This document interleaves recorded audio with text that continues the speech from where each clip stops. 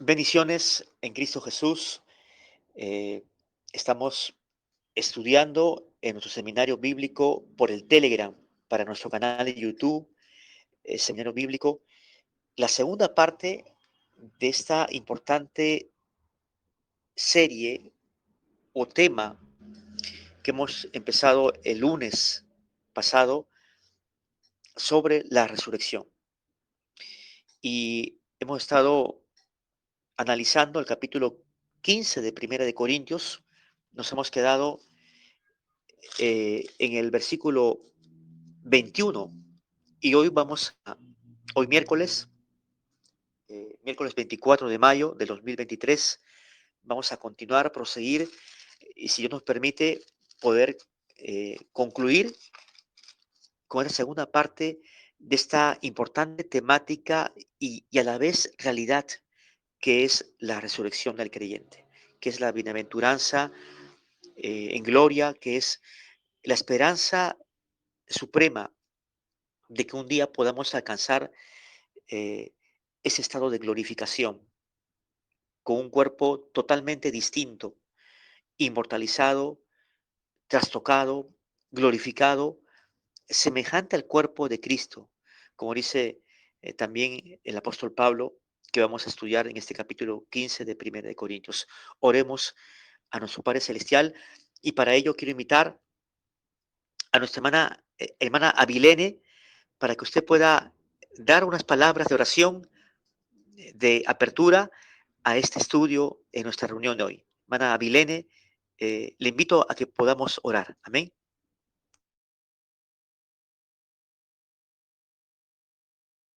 Sí, amén.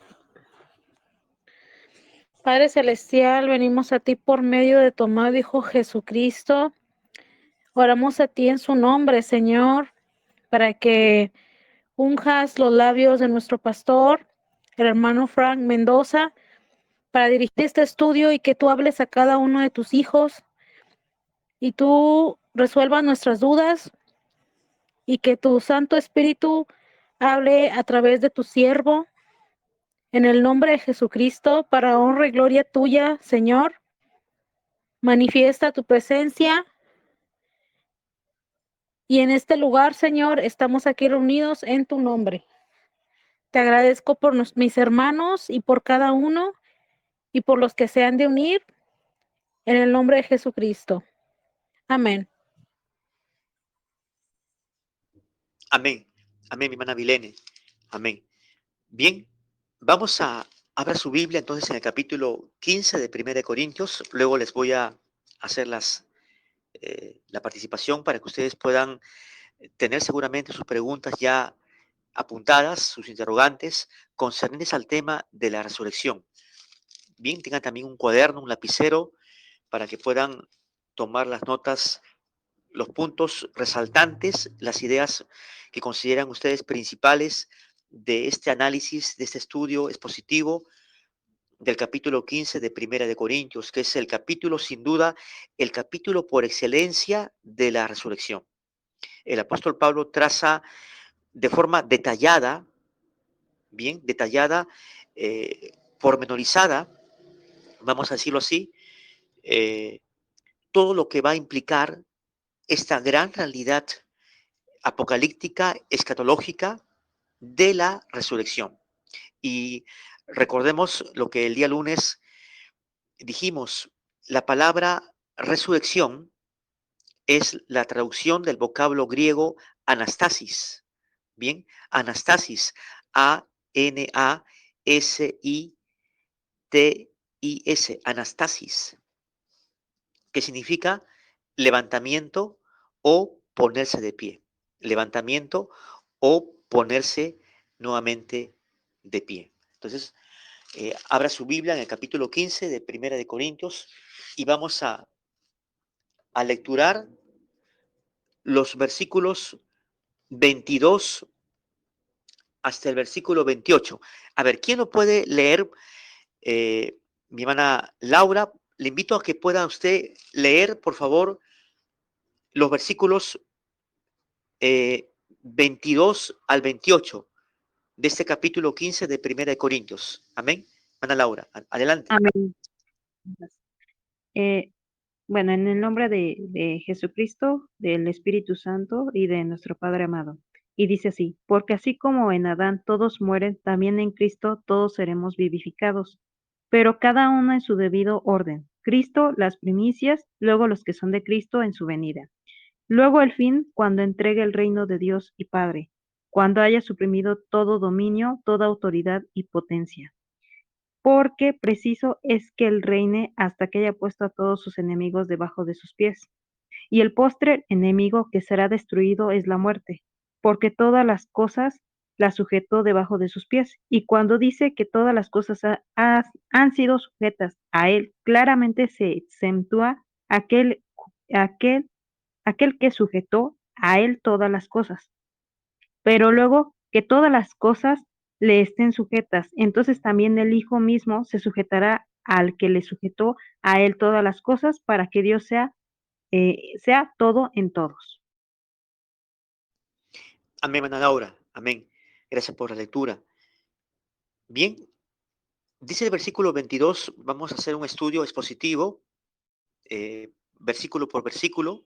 Por supuesto, no vamos a adentrarnos en la profundidad de cada versículo, porque esto ya es un trabajo exegético. Cuando hablamos de exégesis, nos referimos al análisis gramatical, semántico de cada versículo. Ese es el trabajo exegético. Bien, pero estamos estudiando así de forma sistemática este capítulo 15 de Primera de Corintios. Dice en el versículo 22, porque así como en Adán todos mueren, también en Cristo todos serán vivificados. Y dijimos en nuestra reunión del día lunes que la resurrección entonces consistirá en un estado de vivificación del cuerpo. La muerte física es entonces eh, el transitorio dormitar del cuerpo. Cuando una persona fallece, pues ocurre el cese de las funciones cerebrales, anatómicas, y el cuerpo está durmiendo de forma simbólica, esperando la resurrección. Y dice el apóstol Pablo en este versículo 22, en la parte B del versículo, también en Cristo todos serán vivificados. Aquí tenemos entonces como una definición escritural del apóstol Pablo, en el sentido de que la resurrección va a significar entonces la vivificación del cuerpo. Vivificar significa dar vida, ¿de acuerdo? Volver a dar la vida. En este caso, nuestra hermana Elsa nos habló el día lunes de Lázaro, que Dios levantó a Lázaro, Jesús dio la palabra, Lázaro, despiértate, levántate, ¿no? Y Lázaro recobró la vida, fue vivificado en su cuerpo, fue resucitado. En el versículo 23 leemos, pero cada uno en su debido orden. Hay una secuencia, un orden.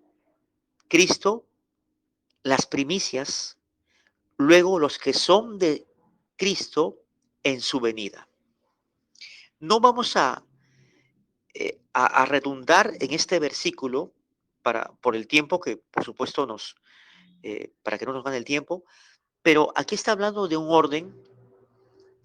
Cristo fue aquel que murió en la cruz, al tercer día resucitó, luego ascendió al Padre y está a la diestra del Padre y un día ha de venir por segunda vez a la tierra.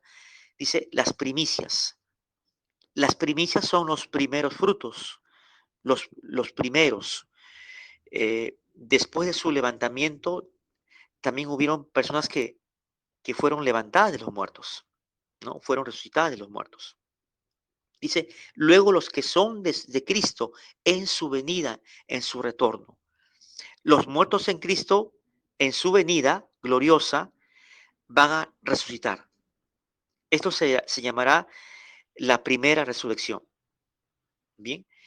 Y los otros muertos van a ser levantados en el juicio final, de acuerdo al capítulo 20 de Apocalipsis, para pues recibir la sentencia del castigo eterno. Versículo 24.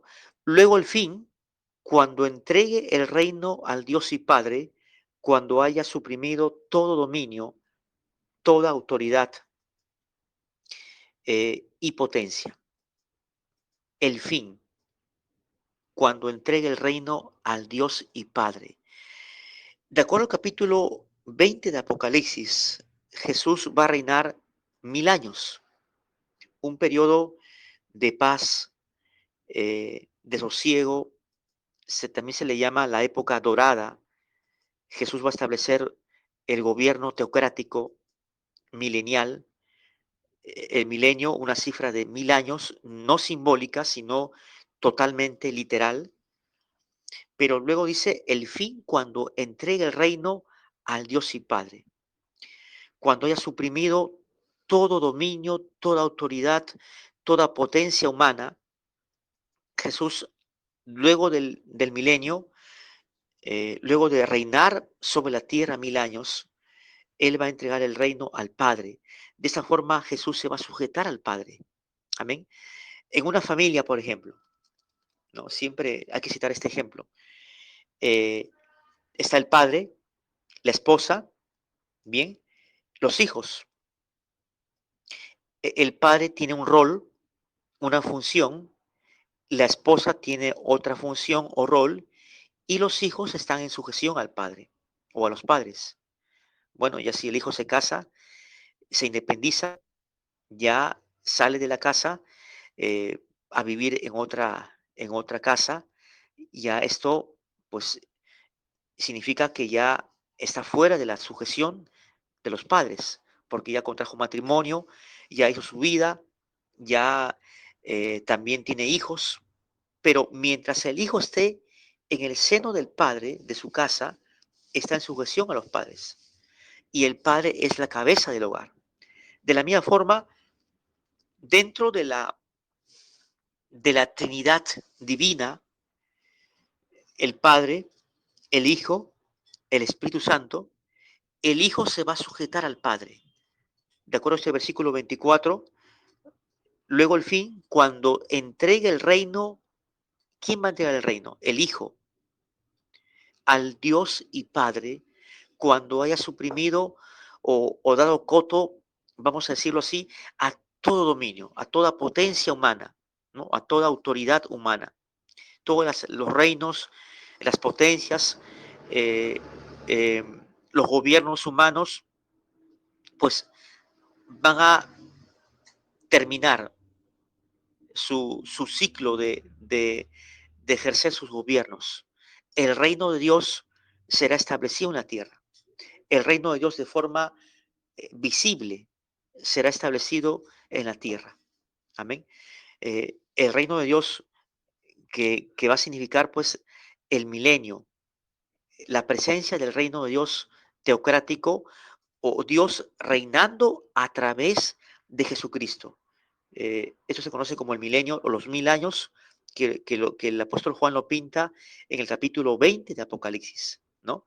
Capítulo 20, los versículos 1 al 6, que es la narrativa de lo que va a ser, lo que va a significar el milenio. Y durante ese lapso de tiempo, Satanás el diablo va a ser eh, puesto en prisión, va a ser atado, encerrado en el pozo del abismo, para que no ejerza ninguna tentación, no mienta a ninguna persona. Bien, y ese es un tema, por supuesto, que vamos también a estudiar en el capítulo 20 de Apocalipsis. Bien, hasta aquí alguna pregunta, mi hermana Laura, mi hermana Elsa, algún interrogante, alguna inquietud para continuar.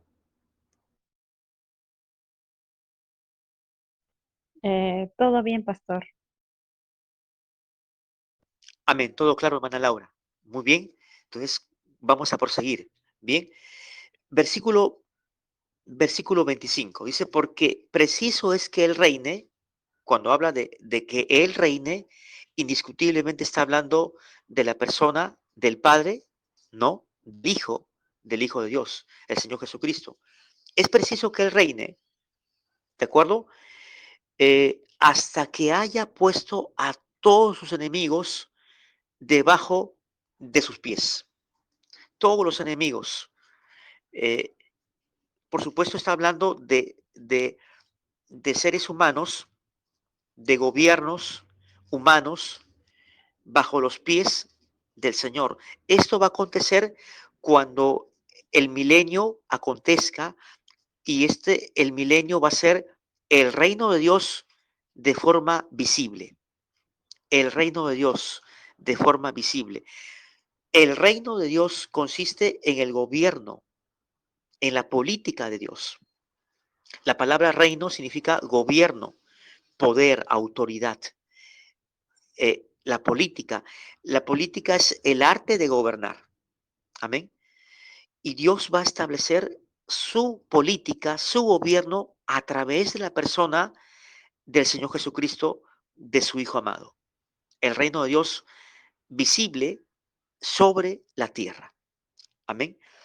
Bien, versículo 26. Y el postrer enemigo que será destruido es la muerte. La muerte física. La muerte física es como un gobernante. Hoy por hoy, toda persona muere irremediablemente.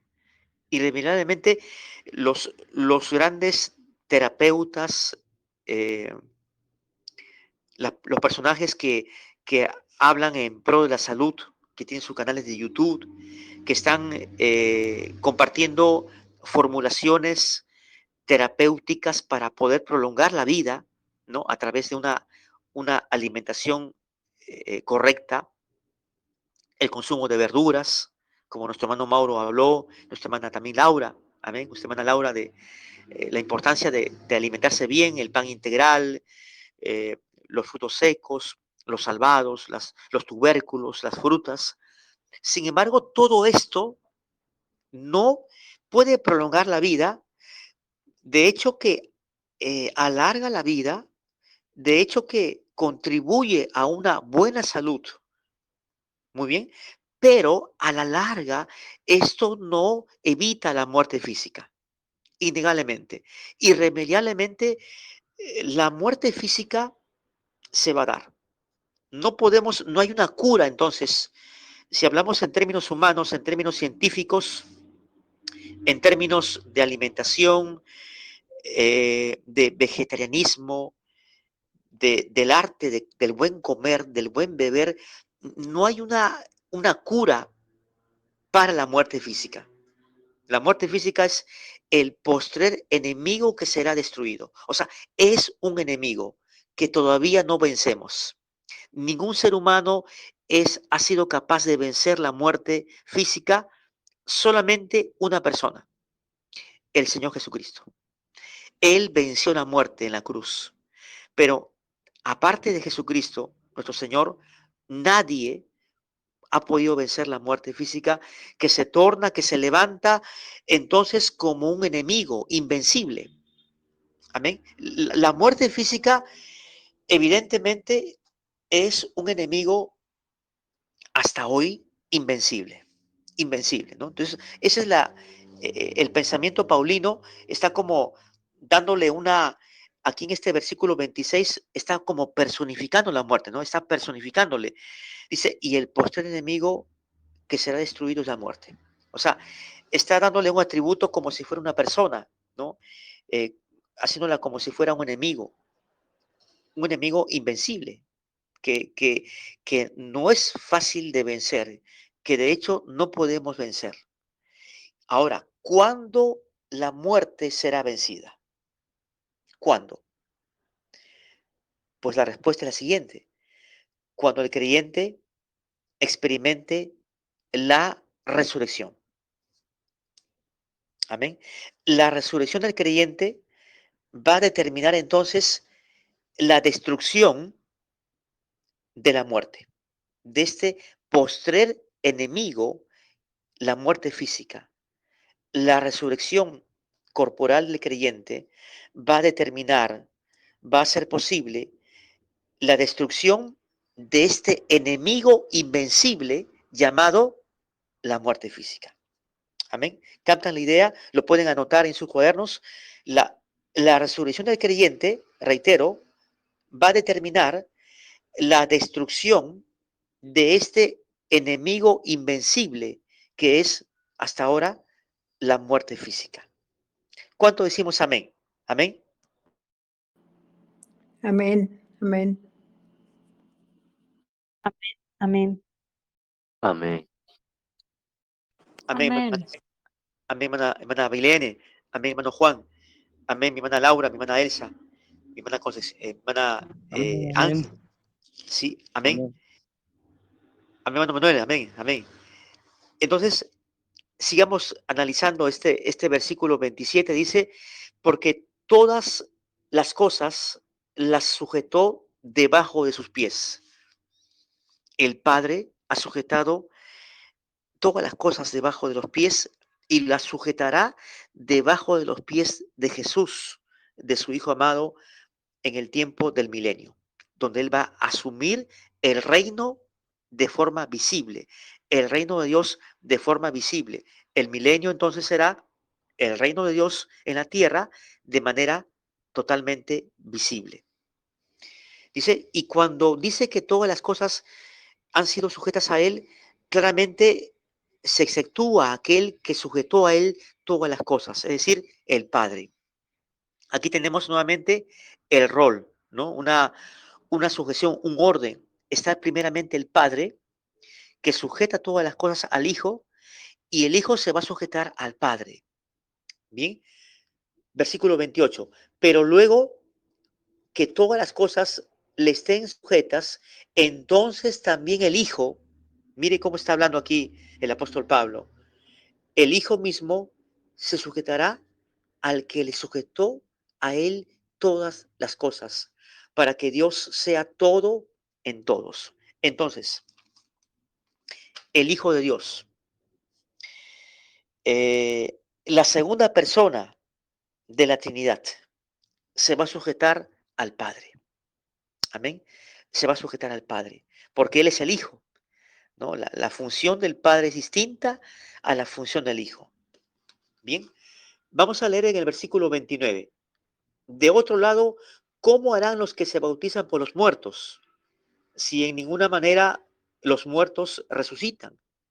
¿Por qué pues se bautizan por los muertos? ¿Qué sucede? ¿Por qué el apóstol Pablo habló de este bautismo por los muertos? Bien, el mormonismo, la iglesia de los santos de los últimos días, que fue creada por Joseph Smith, que fue el líder, el fundador de la iglesia de los mormones, tiene esta enseñanza, esta doctrina. Ellos practican el bautismo por los muertos. Es decir, si yo quiero que, por ejemplo, mi papá, que ya falleció hace años atrás, si yo quiero que mi padre sea salvo, bien, yo puedo bautizarme por mi padre, ¿no? Puedo bautizarme, sumergirme en las aguas por mi padre, y de esa forma, el hecho de yo bautizarme en la iglesia de los mormones va a garantizar, va a ser posible que mi padre difunto, ya fallecido, pueda salvarse. Entonces, había una práctica, un grupo de personas que el apóstol Pablo está aludiendo en este versículo 29. De otro lado dice, o de otro modo, ¿qué harán los que se bautizan por los muertos? Porque ya habían personas que practicaban esta clase de bautismo por los difuntos, por los muertos. Dice, si en ninguna manera los muertos resucitan. Es decir, eh, quienes creen, quienes sostienen de que no hay resurrección, como lo sostenían los saduceos, que era un movimiento sectario, ellos no creían ni en los ángeles, ni tampoco en la resurrección. Entonces, el apóstol Pablo dice, y quienes se bautizan por los muertos, pues van a perder su tiempo, porque en realidad, pues, no hay resurrección de muertos para ellos. Entonces, de forma vana, ellos practican el bautismo por los muertos, porque al final de cuentas es por gusto, ¿no? Es por gusto. Bien, versículo 30. ¿Y por qué nosotros peligramos a toda hora? Os aseguro, hermanos, que por la gloria que de vosotros tengo en nuestro Señor Jesucristo, que cada día muero.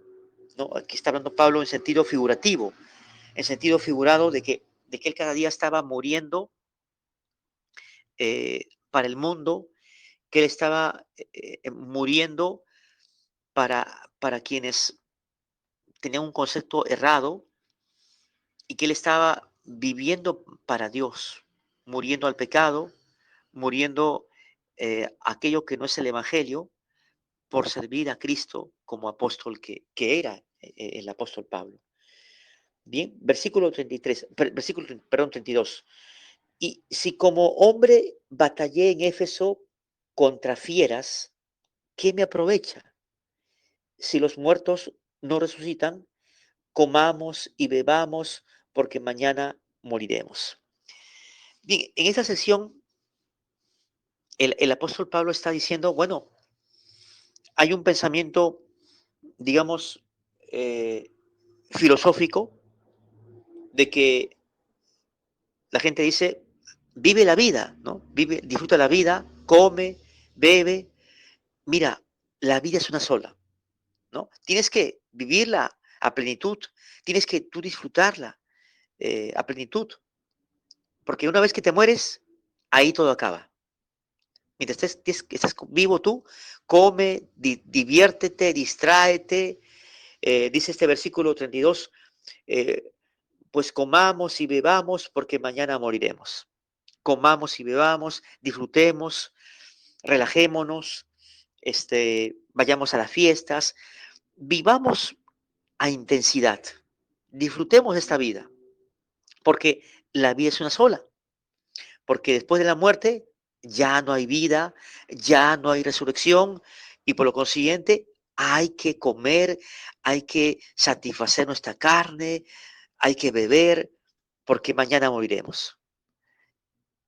Pero esta filosofía de vida, esta mentalidad de vida realmente condice totalmente con la palabra de Dios, porque la Biblia nos habla de una resurrección.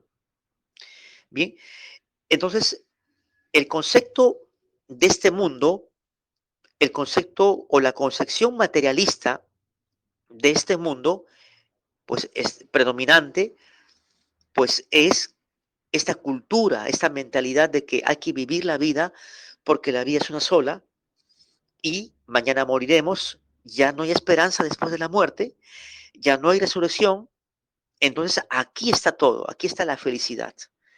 La esperanza de vida está acá. Mientras hay vida, hay esperanza, ¿sí? Después de la muerte, ya no hay esperanza de vida, todo se trunca, innegablemente. Entonces aquí está la felicidad. Esto es una falacia, esto es un engaño del diablo, esto no dice la escritura y esto por supuesto no lo enseñó el apóstol Pablo y es lo que predominaba en Éfeso, ¿no? En Éfeso, donde el apóstol Pablo lidió, batalló con fieras, con gente, con personas que realmente estaban enseñando esto, ¿no? Que, que hay que vivir la vida a plenitud y que más allá de la muerte ya no hay resurrección. Bien, ¿alguna pregunta hasta aquí? Mi hermana Elsa, mi hermana Vilene, mi hermana Laura, hermano, tal vez hermano Juan Martínez, ¿alguna pregunta, alguna inquietud? Puedes comentarlo, por favor.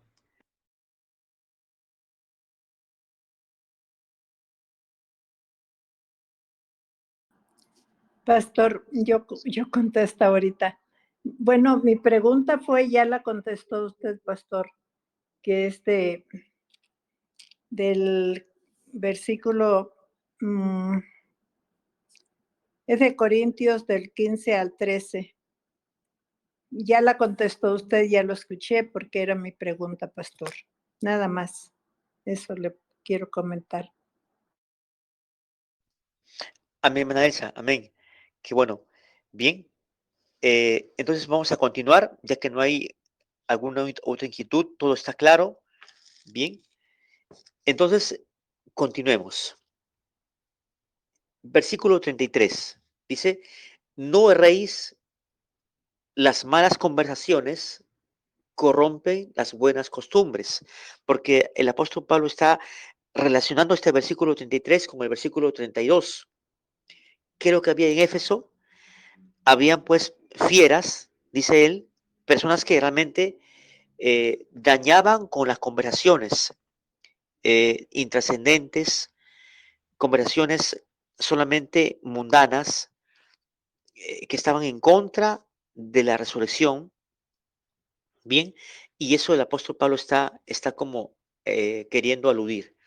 Bien, ahora voy a invitar a nuestra hermana Concepción. Hermana Concepción, usted continúe la lectura en el versículo 34, lea el versículo 34 hasta el versículo 38, mi hermana Concepción. Adelante, amén.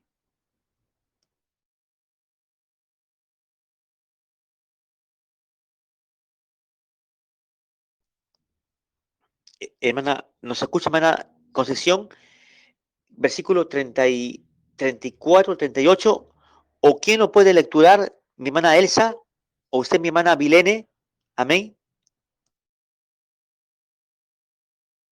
¿Quiere que le ayude, pastor?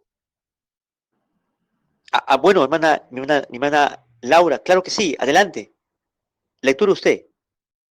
Correcto. Lo que es el versículo 34, ¿a qué versículo? Al 38, ¿verdad? Sí, amén, correcto, correcto. Entonces, dice así, velad debidamente y no pequéis, porque alguno no conoce a Dios, para vergüenza vuestra lo digo. Pero dirá alguno, ¿cómo resucitarán los muertos? ¿Con qué cuerpo vendrán? Necio, lo que tú siembras no se vivifica, sino muere antes. Y lo que siembras no es el cuerpo que ha de salir, sino el grano desnudo, ya sea de trigo o de otro grano. Pero Dios le da el cuerpo como Él quiso, y a cada semilla su propio cuerpo. Amén. Amén, hermana Laura. Bien, aquí nos introducimos ya en la sección Paulina, nótese bien, a partir del versículo 35. Bien, a partir del versículo 35 en adelante, nos introducimos en una sección del apóstol Pablo, en la cual él ya explica las implicancias o el proceso, vamos también a decirlo así, de la resurrección. Bien, esta sección es importante de estudiar porque la primera parte, hasta el versículo 32, está hablando de conceptos implicados en la resurrección, como el milenio, eh, la resurrección de Cristo, en los primeros versículos. También hemos tocado en cuanto a la predicación de Pablo sobre la resurrección y la creencia de este bautismo por los muertos y el pensamiento materialista de que no hay resurrección. Bien, y ya a partir del versículo 30 y 35 tenemos una sesión interesante, ya explicativa, eh, expositiva del apóstol Pablo sobre lo que va a significar la resurrección. Vamos a entonces enfrascarnos en este análisis, en este estudio. Dice el versículo 34, velad debidamente y no pequéis, porque algunos no conocen a Dios, para vergüenza mía lo digo. Bien, Pablo era consciente de que habían personas que no conocían a Dios y de que tenían que velar, ¿no? Velar, la iglesia de Corinto tenía que estar alerta, velando, para no poder pecar, para no poder alejarse de Dios. Versículo 35. Pero di alguno, ¿cómo resucitarán los muertos? ¿Con qué cuerpo vendrán? Una pregunta crucial, una interrogante retórica. ¿Cómo van a resucitar los muertos? ¿Qué piensan ustedes? Imaginémonos la clase de cuerpo de un creyente ya resucitado. Mi hermano Juan, ¿qué piensa usted? ¿Cómo usted se imagina a un creyente que va a ser resucitado de los muertos? Coméntenos, hermano Juan.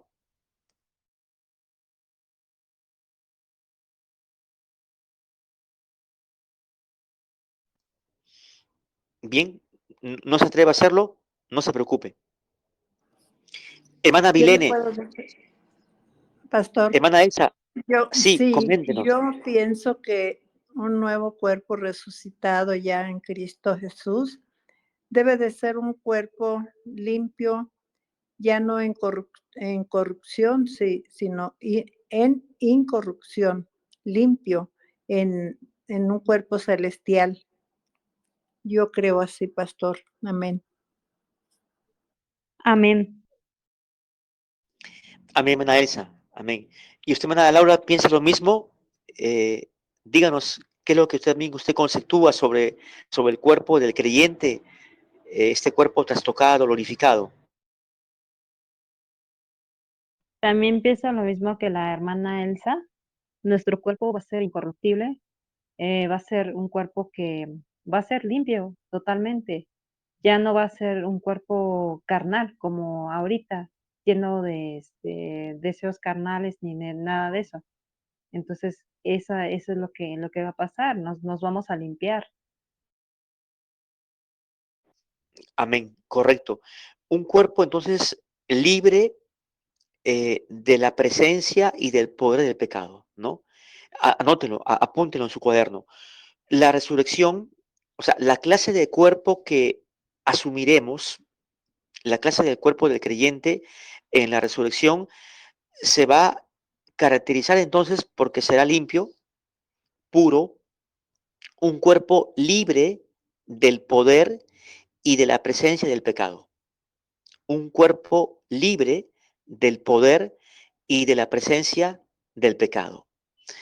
La Amén. palabra pecado, amén, sí, la palabra pecado eh, incluye todas las prácticas malignas, las intenciones, los malos pensamientos, el estilo de vida de personas que violan la ley de Dios, que no hacen la voluntad de Dios.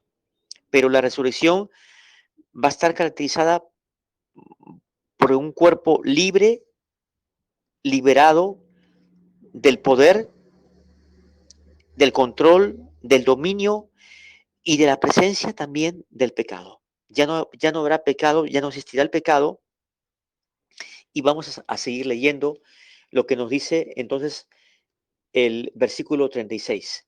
Necio, lo que tú siembras no se vivifica si no muere antes, si es que no muere antes. Versículo 37. Y lo que siembras no es el cuerpo que ha de salir, sino el grano desnudo, ya sea de trigo o de otro grano. Qué interesante, aquí el apóstol emplea una figura literaria. Una figura literaria es una comparación, ¿no? Es como una similitud. Una figura literaria es una comparación, una similitud. Aquí está hablando en el versículo 36 de sembrar, ¿no? De sembrar algo. Dice, lo que tú siembras no no se vivifica si no muere antes.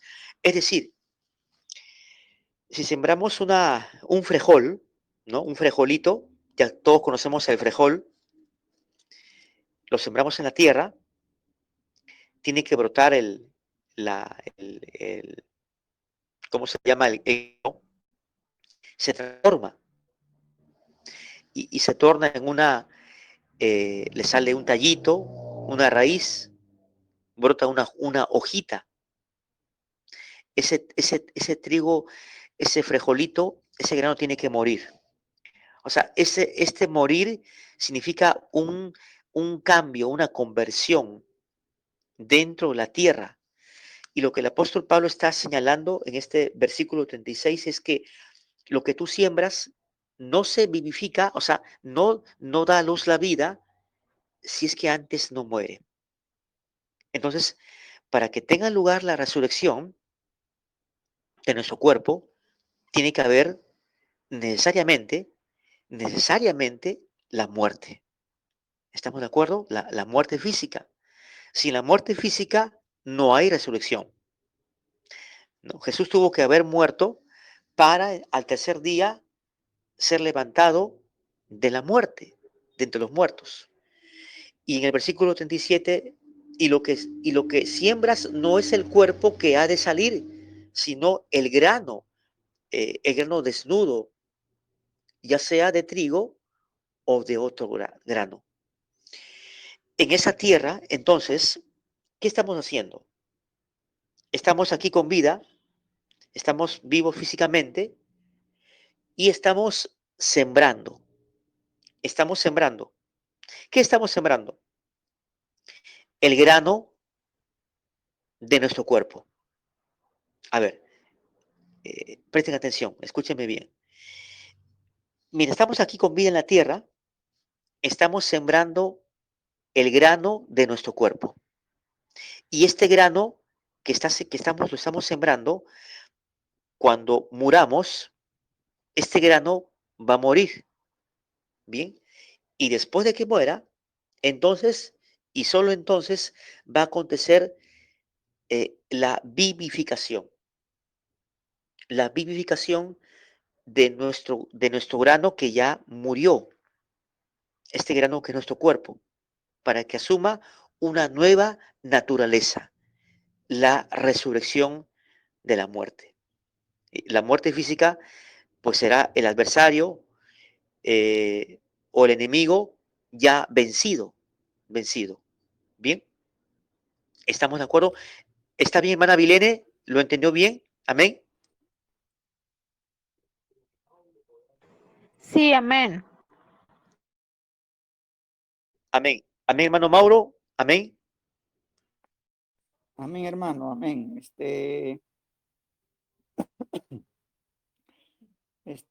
Quería preguntar cómo analizamos o cómo diferenciamos en cuanto a esta resurrección, ya ya muere la muerte física, y cómo seremos entonces probados para resucitar. Se nos habla, si hablamos, por ejemplo, primera de Tesalonicenses 4:17 dice: luego nosotros, los que vivimos, los que hayamos quedado, seremos arrebatados juntamente con ellos en las nubes para recibir al Señor en el aire, y así estaremos siempre con el Señor. Y en Apocalipsis nos dice que ante el gran trono serán entregados, o sea, ya resucitados, o esa parte quisiera que me haga entender un poco, estoy confundido en eso.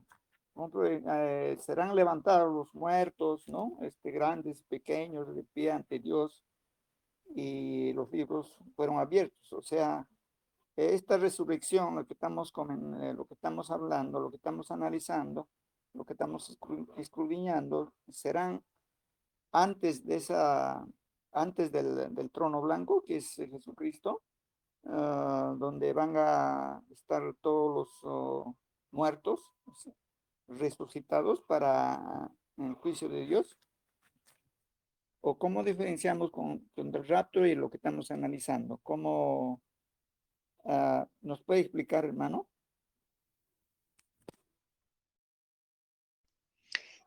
Sí, Amén. hermano Mauro. Amén. Estamos estudiando el capítulo 15 de 1 Corintios, ¿no? Nos estamos centrando ahí. El tema del arrebatamiento es otro aspecto, bien, que por supuesto demanda otro estudio, ¿no? Y el capítulo 20 de Apocalipsis, en cuanto al juicio final, de hecho, van a haber personas eh, que van a resucitar. Y también lo hemos, creo que en nuestras reuniones por WhatsApp lo hemos también estudiado un poquito, ¿no? Pero el punto es el siguiente. Si hablamos de un arrebatamiento, esto sucederá con el retorno de Jesucristo a la tierra, ¿no? Y quienes van a ser arrebatados no serán los muertos, sino serán los vivos. Recuerdo el capítulo primero de Tesalonicenses, y los que están muertos van a resucitar, ¿no?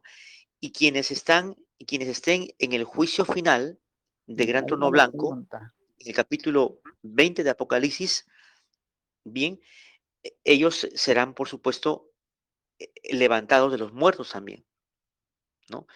No, para no extendernos, digamos, en estos pasajes, porque estamos centrándonos en el capítulo 15 de Primera de Corintios, eso es más o menos lo que yo le puedo explicar, hermano Mauro. Claro, ya lo trataremos el tema del arrebatamiento, trataremos el tema del retorno de Cristo. Bien, ya nos está acabando el tiempo y esta es la segunda parte del tema de la resurrección, pero vamos también a tener nuestra próxima reunión para continuar con la tercera parte de la resurrección. Entonces, vamos a retomar nuestra lectura del versículo 37. Dice, y lo que siembra no es el cuerpo que ha de salir, sino el grano desnudo ya de trigo o de otro grano. Luego dice en el versículo 38, pero Dios le da al cuerpo como Él quiso, y a cada semilla su propio cuerpo, su propio cuerpo. Versículo 39, no toda carne es la misma carne, sino que una carne es la de los hombres, otra carne la de las bestias, otra la de los peces y otra la de las aves. ¿Qué nos está enseñando el apóstol Pablo en este versículo 39, 38? Que cada cuerpo material, eh, cada anatomía de carne es distintiva. Una semilla, la carne de un ser humano, el cuerpo físico de un ser humano, su anatomía, su corporidad material, los animales, un león, un leopardo, un oso, ¿no es cierto? Un mono, un pez. Los peces, por ejemplo, tenemos el bonito, la caballa, el atún.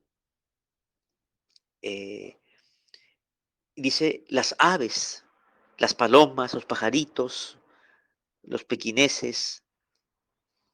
Cada, cada carne, cada cuerpo tiene su particular anatomía, su estructura.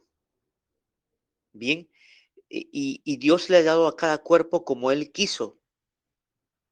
Eh, Hay una distinción, una característica propia de cada cuerpo. Está hablando de cuerpos materiales.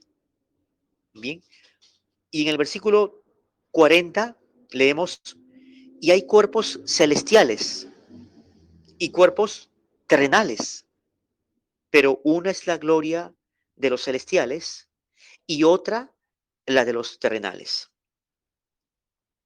Nos quedan 8 minutos para culminar. Hay cuerpos celestiales, dice, razona el apóstol Pablo. Bien, ¿cuáles son los cuerpos celestiales? Bueno, vamos a seguir leyendo. Versículo 41 dice, una es la gloria del sol, otra la gloria de la luna y otra la gloria de las estrellas. Pues una estrella es diferente de otra en gloria. Muy bien. cuando se habla de cuerpos celestiales, escúchenlo bien, está el apóstol Pablo aludiendo a, ¿acaso a los astros, los planetas? ¿Pudiéramos decir, por ejemplo, que el Sol es un cuerpo celestial? ¿O que la Luna o una estrella o el planeta Venus, el planeta Júpiter, eh, el planeta Mercurio es, es un cuerpo celestial? A ver, ¿qué No, piensan ustedes? Van a no, Elsa, díganos. no, no, no es un cuerpo celestial. Amén. Amén. Bien, si la luna o el sol no es un cuerpo celestial, entonces mi hermana Elsa, ¿qué clase de cuerpo sería? Pastor, creo yo que se refiere a nuestro cuerpo, que se levantará en un cuerpo celestial, a nuestra, sí, a nosotros. Amén. Amén, amén, hermana Elsa, amén. Bien, ¿qué piensa usted, hermana Avilene? Cuando aquí se habla de cuerpos celestiales, ¿de qué está aludiendo el apóstol Pablo? O usted, hermano Juan Martínez, o mi hermana Laura, amén.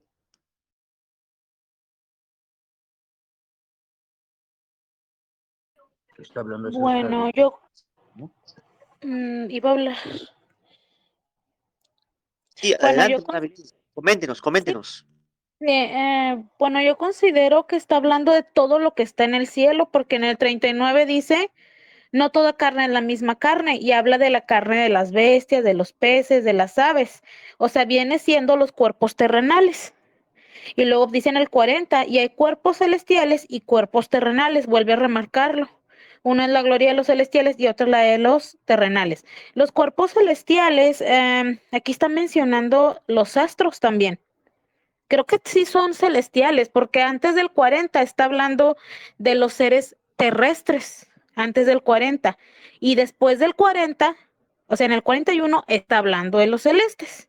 Yo creo que sí, o sea, el sol, la luna, todo esto también son cuerpos celestiales y también tienen una gloria diferente, pero también se está refiriendo a nuestro cuerpo ya glorificado cuando el Señor nos resucite, ¿verdad? Bueno, eso creo yo, eso entendí. Amén. Interesante, hermana Avilene, su argumento, su, esto, su enfoque, ¿no? Hermano Manuel, ¿qué piensa usted al respecto, hermano Manuel? Sí, bueno, pues yo estaba pensando al respecto sobre lo que está comentando, bueno, que pues para mí, cuerpos celestiales vendrían siendo los ángeles, el mismo Dios, o sea, todos, todos esos, ángeles de Dios que hay en el cielo, eso es lo que yo pienso. Amén, hermano Manuel. Sí, bien, muy bien. Interesante. Eh, eh, vamos a analizar esto en nuestra próxima reunión. Eh, vamos a detenernos aquí y luego estaremos retomando eh, nuestra siguiente grabación. ¿De acuerdo? Para respetar la hora.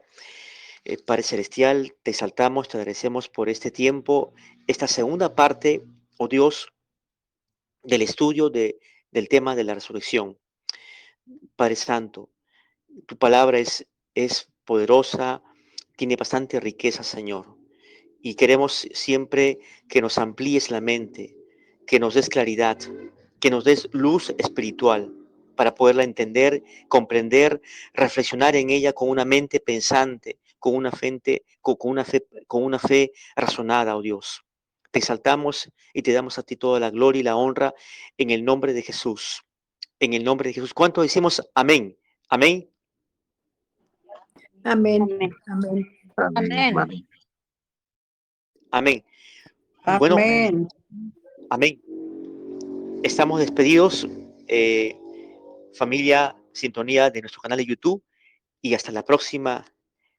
Bendiciones para ustedes.